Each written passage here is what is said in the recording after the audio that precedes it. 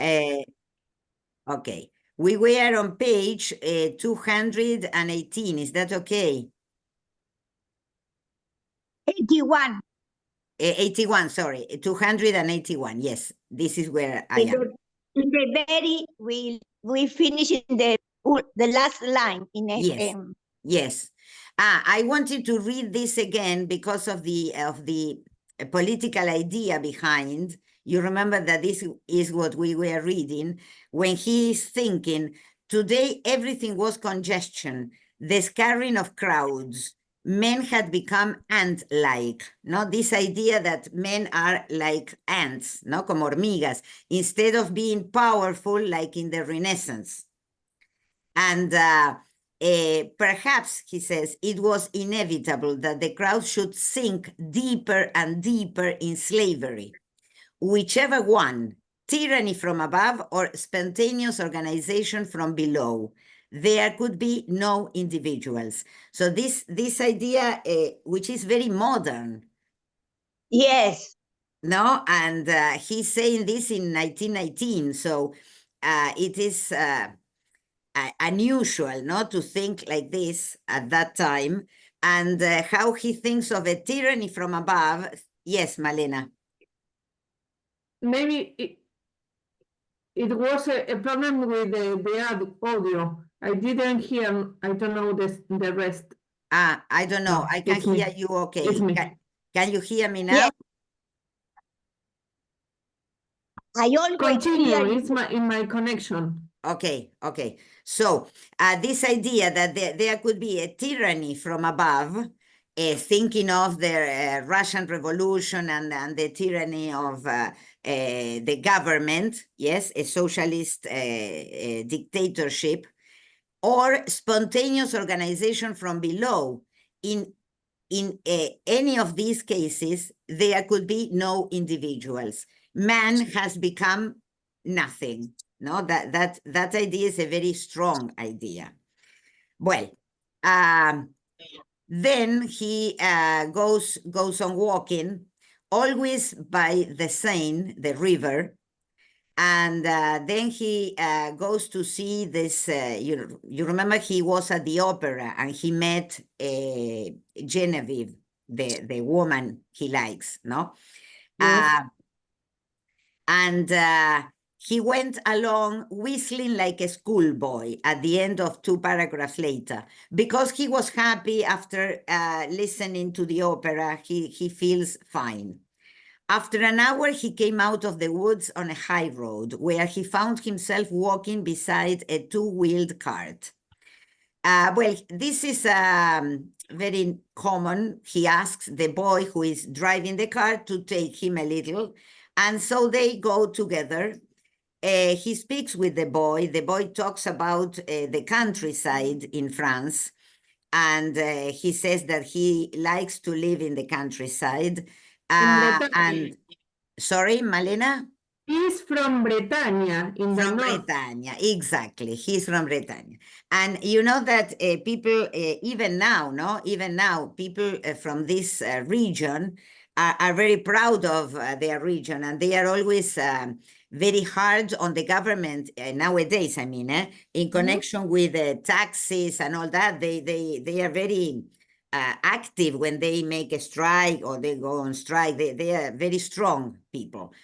And so he says, the boy leaned over to Andros and whispered in his ear, "Deserter?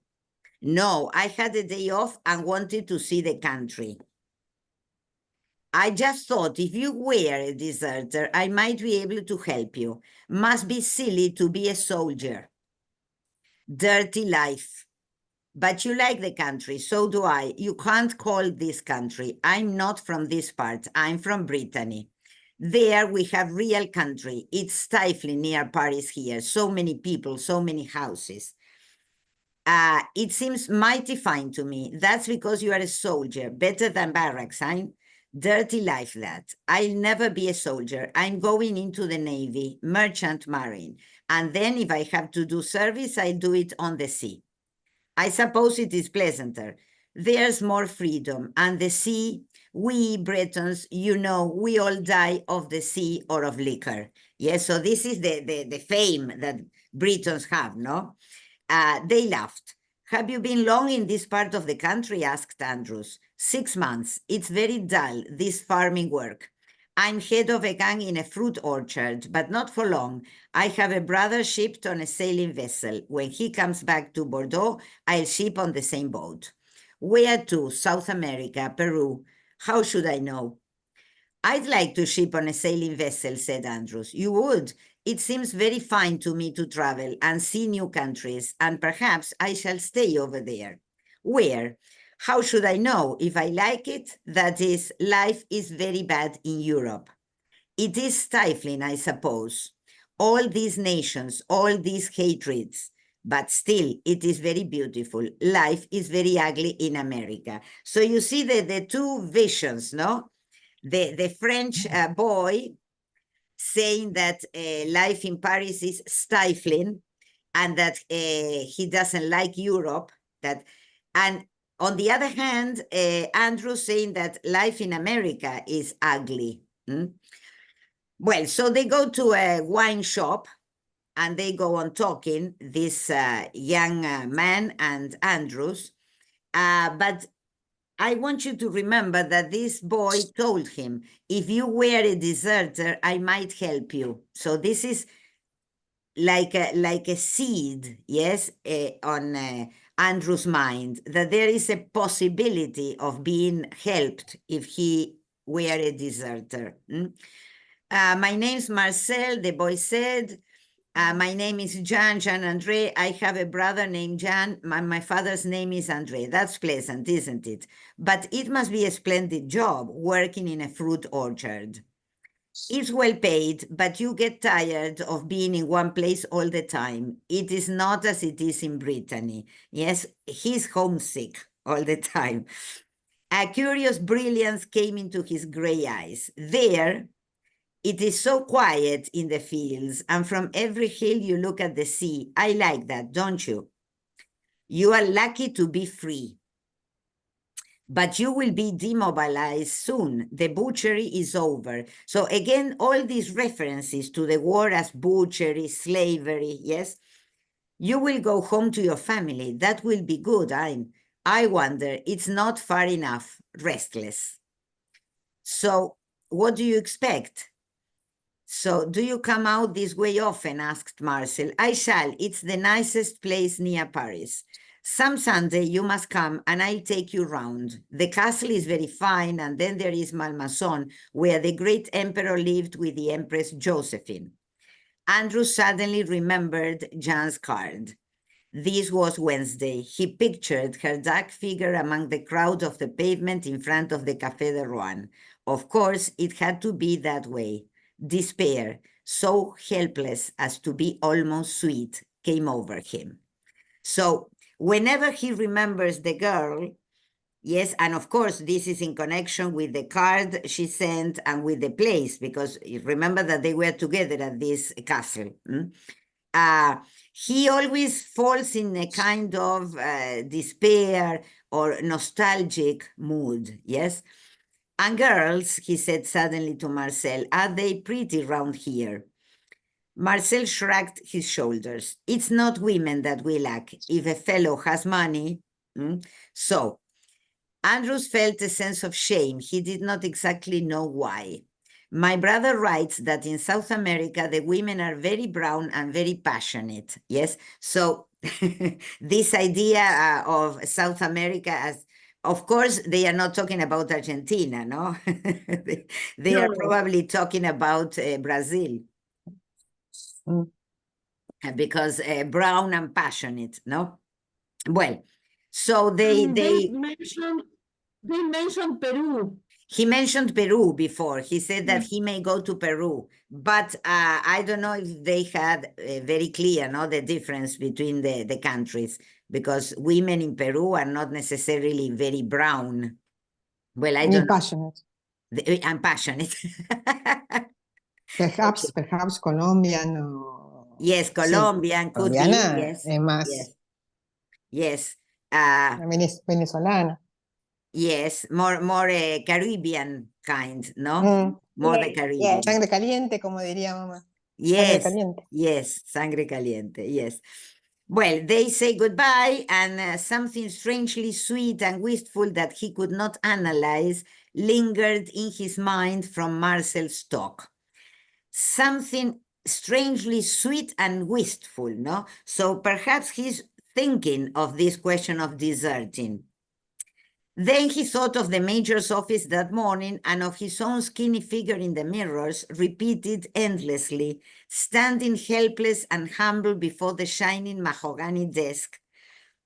Even out here in these fields where the wet earth seemed to heave with the sprouting of new growth, he was not free. In those office buildings with white marble halls full of clank of officers' heels, in index cards and piles of typewritten papers, his real self, which they had power to kill if they wanted to, was in his name and his number, on lists with millions of other names and other numbers. This sentient body of his, full of possibilities and hopes and desires, was only a pale ghost that depended on the other self, that suffered for it and cringed for it. He could not drive out of his head the picture of himself, skinny, in all-fitting uniform, repeated endlessly in 2 mirrors of the major's white-painted office. So this idea, not that he had to start a new administrative job, asking for permission to be demobilized, to be free, and this idea that this building where he had to go is a place full of papers with all the names and all the numbers, not so he feels overwhelmed by this. All of a sudden, through the bare poplar trees, he saw the Seine. And again, not this idea that nature on the one hand and freedom, but all his incapacity to be free. And at the end of that section, Andrews forgot everything in the great wave of music that rose impetuously through him, poured with the hot blood through his veins, with the strict colors of the river and the sky through his eyes, with the rhythm of the flowing river through his ears. So how the river, no, and music are combined together in his mind. Well, section 5. So I came without, said Andrews, laughing. What fun, cried Genevieve. But anyway, they couldn't do anything to you. Chartres is so near. It's at the gates of Paris. So you see, he escaped, let's say, Paris to go with the girl, with Genevieve, to Chartres. You remember that her family had a house there, a country house. Yes. They were alone in the compartment. They are on the train. The train had pulled out of the station and was going through suburbs where the trees were in leaf in the gardens, and fruit trees foamed above the red brick walls among the box-like villas. Anyway, said Andrews, it was an opportunity not to be missed. So he's accepting that he has left the city without permission, right? That must be one of the most amusing things about being a soldier, avoiding regulations. So you see, this is The opposite thing that you would expect from a soldier.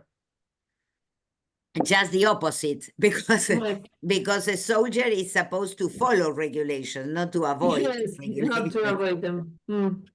I wonder whether Damocles didn't really enjoy his sword. Don't you think so? Yeah, so this reference to the spade, the sword, la Espada de Damocles. espada de Damocles, ¿no? En su cabeza. They laughed.